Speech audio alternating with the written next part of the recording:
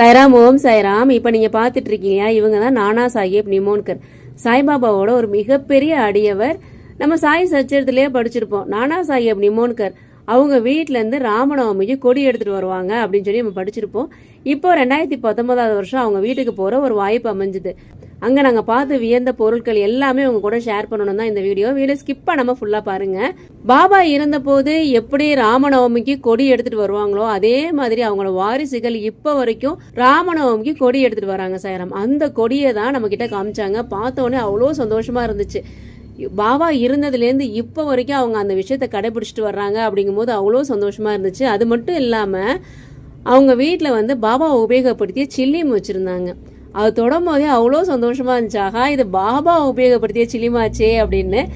இன்னொரு முக்கியமான ஒரு விஷயம் என்னன்னா, அவங்க வீட்டில் ஒரு பாதுகை இருந்தது. இந்த பாதுகை சாய்பாபா போட்டுட்டு கொடுத்த பாதுகை. சாய்பாபா கிட்ட நிறைய அடியவர்கள் பாதுகை கொடுப்பாங்க.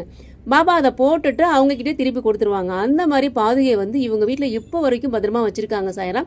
பாபாவோட பாதுகைக்கு பூஜைகளும் பண்ணிட்டு வராங்க. அப்படி 2013 வருஷம் பாபாவோட பாதுகைக்கு பூஜை பண்ணிக்கிட்டு இருக்கும்போது அவங்க வச்சிருந்த உதிய டப்பால பாபாவோட முகம் ரொம்ப கிளியரா அழகா தெரியுறாங்க சாய்ராம். ஒரு சைடு பாபாவோட முகமும் இன்னொரு சைடு பாதுகை அதுவும் ரொம்ப அழகா தெரியுறாங்க சாய்ராம். அவங்க அதை காமிக்கும் போது அவ்வளோ சந்தோஷமா இருந்துச்சு. அப்போ தெரியறப்ப அவங்க அழகா ஃபோட்டோ எடுத்து ஃப்ரேம் பண்ணி வச்சிருக்காங்க. அதான் நம்ம கிட்ட காமிச்சாங்க. ரொம்ப ரொம்ப சந்தோஷமா இருந்துச்சு. பாபா தன் அடியவர்களுக்கு எப்படியெல்லாம் காட்சி கொடுக்குறாங்க அப்படின்னு சொல்லி ரொம்ப சந்தோஷமா இருந்துச்சு. நீங்களும் பார்த்து தரிசனம் பண்ணிக்கோங்க சாய்ராம்.